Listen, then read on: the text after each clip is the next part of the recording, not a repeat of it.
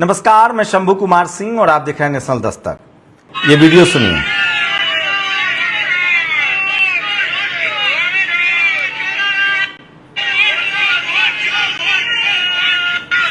तो ये नारा बिहार से निकला था, बंगाल तक पहुंचा है। बंगाल में भी SIR हुआ है और आज वहां प्रचार का आखिरी दिन था और अब वहां 29 को वोट डाले जाएंगे।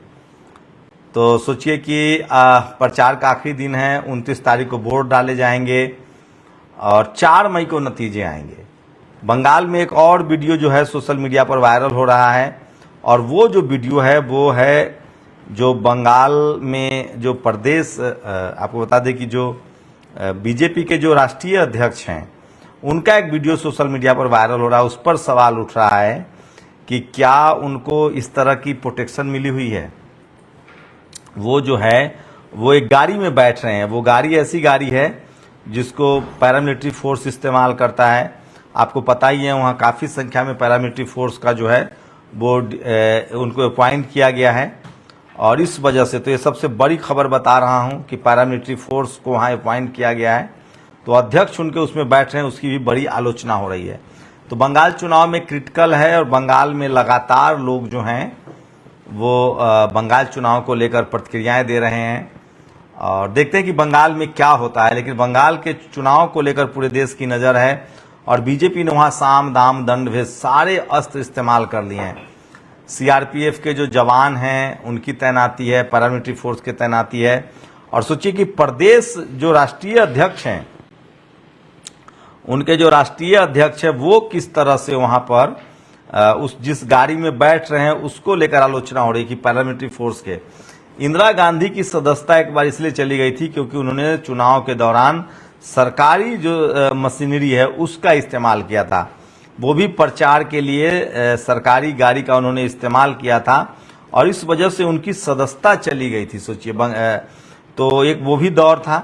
एक और वीडियो वायरल हो रहा है, सुनिए।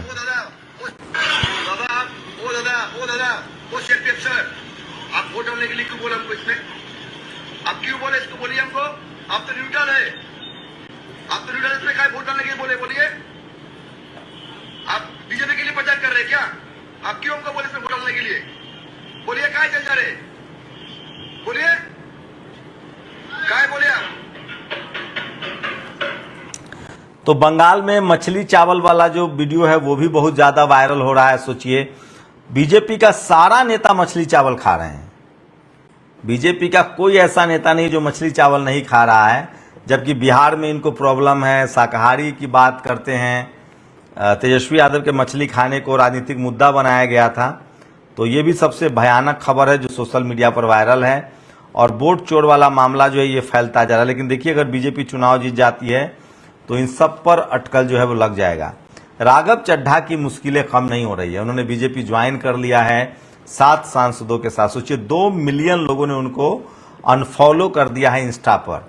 अगर 2-4 मिलियन और अनफॉलो कर देंगे तो राघव चड्ढा की मुश्किलें बढ़ जाएंगी। राघव चड्ढा ने आज बाकायदा आके सफाई भी दिया, कहा कि मैं गलत हो सकता हूं, जो 7 सांसद है वो गलत है क्या? तो उमाशंकर सिंह ने जवाब दिया कि 7 सांसद गलत नहीं तो क्या 20 लाख लोगों ने जो आपको अनफॉलो कर दिया वो गलत है क्या? ये एक बड़ी खबर है। अरविंद केजरीवाल ने एक नई लकीर खींचने की कोशिश शुरू कर दी है। अरविंद केजरीवाल ने कहा है कि वो जो जज हैं स्वर्णकांता शर्मा, उनके कोर्ट में वो नहीं जाएंगे। वो जो चाहे हमको सजा दे दें, ना हम वकील भेजेंगे ना मैं खुद जाऊंगा। वो जो चाहे हमको सजा दे दें और मैं मामला अगर मुझे मन होगा तो मैं सुप्रीम कोर्ट में जाऊंगा। मतलब वो दरअसल स्वर्णकांता शर्मा के ऊपर आरोप लगाया उन्होंने ही आरोप लगाया कि आप RSS के कार्यक्रम में जाती है। वो एक वीडियो भी वायरल हुआ जिसको संजय सिंह उनके सांसद ने कोट किया है। स्वर्णकांता शर्मा उसमें कह रही हैं कि मैं जब आपके कार्यक्रम में आती हूं तो मेरा प्रमोशन हो जाता है। तो अरविंद केजरीवाल का वही लॉजिक था कि आप चूंकि RSS के कार्यक्रम में जाती हैं, ये पॉलिटिकल केस है, तो आप सुनवाई से हट जाइए। उन्होंने फैसला दिया कि नहीं, मैं ये सुनवाई करूंगी। उसके बाद ये मामला जो है और बड़ा हो गया है। अब अरविंद केजरीवाल ने वीडियो जारी करके कहा है कि हाई कोर्ट हैं, हम उनका सम्मान करते हैं, लेकिन हम उनके कोर्ट में नहीं जाएंगे खड़ा होने, ना हमारा वकील जाएगा। वो चाहे तो हमें सजा दे दे, हमें मर्जी होगी तो हम सुप्रीम कोर्ट जाएंगे। उनका कहना है कि ये एक गांधीवादी सत्याग्रह का तरीका है।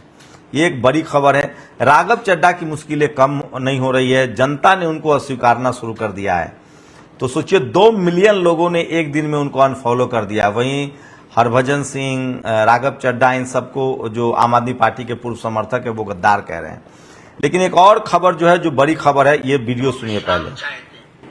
एक दिन स्वामी समर्थ रामदास जी के पास गए और उन्होंने अपना मुकुट उतारा और कहा कि हमने बहुत लड़ाइयां लड़ ली, बहुत युद्ध कर लिया, अब कृपा करो कि अब हमें बहुत लड़ना नहीं, अब एक बड़ी दया करो, ये मुकुट संभालो, आप ये राजपाट आप संभालो, आपकी आज्ञा से ही हम चले, अब हमसे चला नहीं जा रहा, अब हमसे युद्ध लड़ा नहीं जा रहा, हम बहुत थक गए, अब हम विश्राम चाहते हैं, अब हम आराम चाहते हैं, अब हम कुछ दिन कुछ करना नहीं चाहते।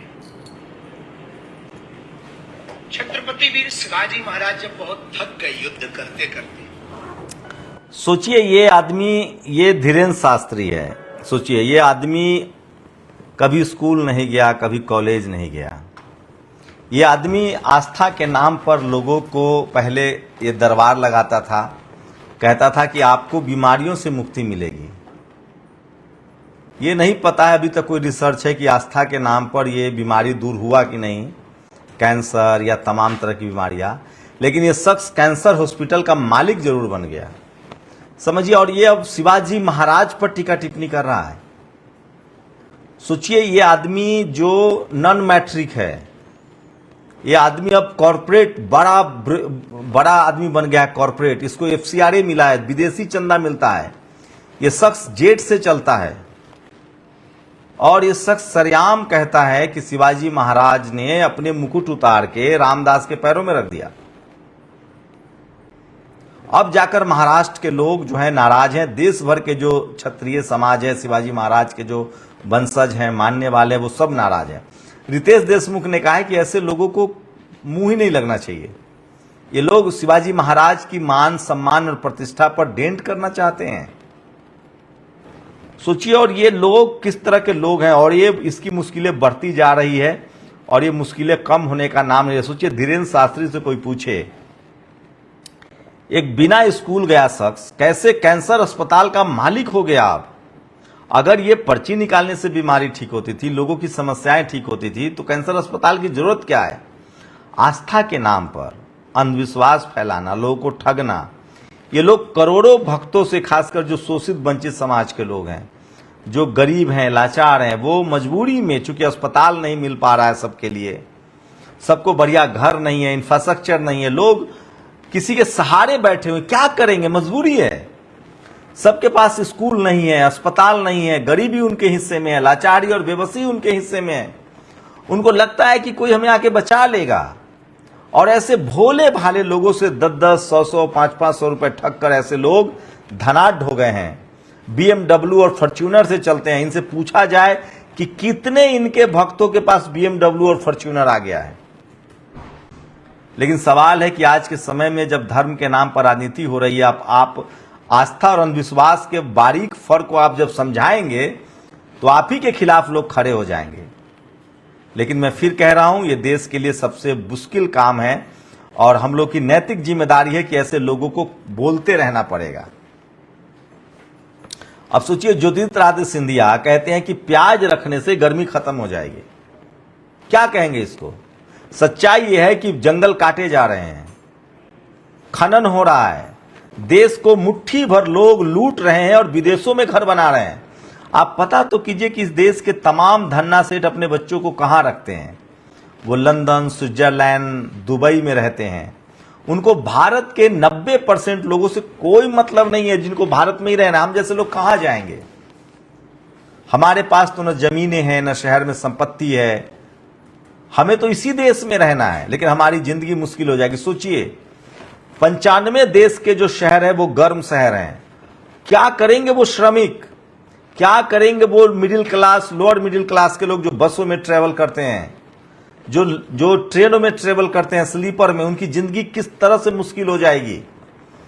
लेकिन इस देश को बर्बाद किया जा रहा है, पहाड़ें तोड़ी जा रही है, पेड़े काटे जा रहे हैं, नदियों को गंदा किया जा रहा है।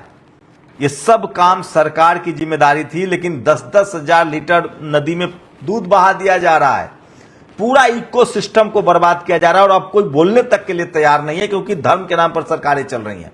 कांग्रेस के समय में तो एनजीटी संज्ञान लेती थी, याद है, यमुना के किनारे रविशंकर का कार्यक्रम हुआ था, एनजीटी ने संज्ञान लिया था। पहले पॉल्यूशन पर बात होती थी, अब कोई बात करने वाला नहीं है, क्या बात करेंगे, और जो बात करेगा उसको देर सवेर जेल भेज दिया जाता है। लेकिन मैं फिर कह रहा हूं, इसी तरह के हालात रहें तो सब जद में आएंगे। देखिए, ये तस्वीरें देखिए, 45,000 होमगार्ड की वैकेंसी के लिए यूपी में 25 लाख फॉर्म जमा हुए हैं। 41,000 के लिए 25 लाख से ज्यादा अभ्यर्थियों ने आवेदन दिया है। इनकी गरीबी कैसे दूर होगी, इस पर कोई बातचीत नहीं होगी। ये देखिए, एम्बुलेंस साफ करवाया जा रहा है एक महिला से, क्योंकि मरीज को ले जाना है। और इसी वजह से धीरेन्द्र शास्त्री जैसे लोग यहां पनपते हैं। यूपी में तस्वीरें देखिए, गैंग रेप करके बाद हत्या करके युवती के शव को टांग दिया गया। कोई टीवी अखबार में बहस नहीं होगी। यही कोई दलित, पिछड़ा, किसान, आदिवासी मुख्यमंत्री होता तो बहस होती। मेरी कोशिश होती है कि तमाम आपको खबरें दिखाऊं। प्राइवेट स्कूल का कहर, कल इसी महिला को एक मिश्रा जी जो प्रिंसिपल थी, उन्होंने इनको किस तरह से डांटा फटकारा था। ये महिला है, और अब भारत की सभी अदालतें सरकार जो कहती है उसे ही सच मान लेती है। ये कपिल सिब्बल का बयान है, आप जाके इनको सजा दीजिए, मेरा इसमें कुछ नहीं कहना है। तो ये तमाम बड़ी खबरें हैं जो सोशल मीडिया पर वायरल है, और इसलिए मैं कहता हूं कि सोशल मीडिया ही सच्चा मीडिया है, सोशल मीडिया ही बहुजन मीडिया है। तो अब पत्रकारिता इस देश में संभव नहीं है। अगर आप पत्रकारिता कर रहे हैं तो आपकी मुश्किलें जो हैं वो दिन भर बढ़ती चली जाएंगी। कब कौन कहां आप पर FIR करा देगा आपको नहीं पता है। हालात खराब हो रहे हैं, लेकिन मैं फिर कह रहा हूं, अगर इसी तरह के हालात रहें तो सबकी मुश्किलें बढ़ेंगी। कुछ लोगों की मुश्किलें देर से बढ़ेंगी, कुछ लोगों की पहले मुश्किलें बढ़ेंगी। जब देश ही नहीं बचेगा, सोचिए 95 शहर है भारत के, सिर्फ भारत में ही इतनी गर्मी क्यों पड़ रही है। पूरी दुनिया के मुकाबले भारत में गर्मी की मार है, क्योंकि यहाँ लगातार पर्यावरण को बर्बाद किया जा रहा है। जल, जंगल, जमीन कुछ लोगों के लिए संपत्ति का कारण है, और वो जंगल काट रहे हैं, खनन कर रहे हैं, नदियों को सोख रहे हैं, और वो अपने लिए विदेशों में ऐशगाह बना रहे हैं।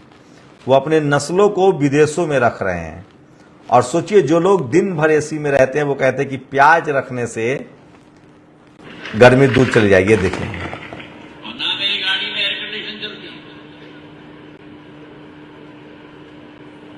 ना एसी के वातावरण में मैं बैठता हूं। और जब लोग मुझसे पूछते हैं कि मई जून के माह में भी 51 डिग्री की गर्मी में, तो मैं कहता हूं कि ये जंगल की चमड़ी है। और दूसरी बात बताऊं, मैं थोड़ा जवान दिखता हूं पर मेरी आत्मा बड़ी बूढ़ी है। पॉकेट में प्याज ले जाओ, कुछ नहीं होने वाला। तो आगे से तमाम केंद्रीय मंत्रियों के दफ्तर में प्याज डलवा दिया जाए। एक बोरी, एक प्याज कह रहे हैं साहब, हम तो कह रहे हैं कि एक बोरी प्याज डाल दीजिए। क्या लगता है आप लोगों को कि प्याज घर में रखने से, एसी के सामने प्याज खड़ा करने से गर्मी भाग जाएगी? ये जनता के बुद्धिमत्ता को चेक किया जाता है कि आप उनके इस तरह के बयान पर ताली बजा रहे हैं कि नहीं। एक मैथिली ठाकुर है, वो कह रही है कि मेरी माँ कहती है कि जब मैं पेट में थी तभी से मोदी जी कर रहे हैं।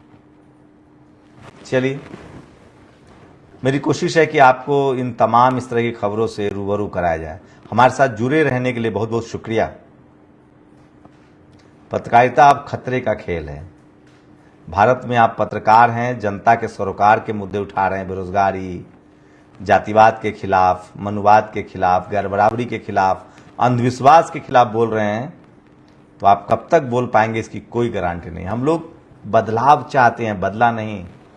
हम चाहते हैं ये देश भी लंदन अमेरिका बने, यूरोप बने, नदियां बचे, सब कुछ है हमारे पास। जंगल है, पहाड़ है, गंगा का मैदानी भाग है, पठार है।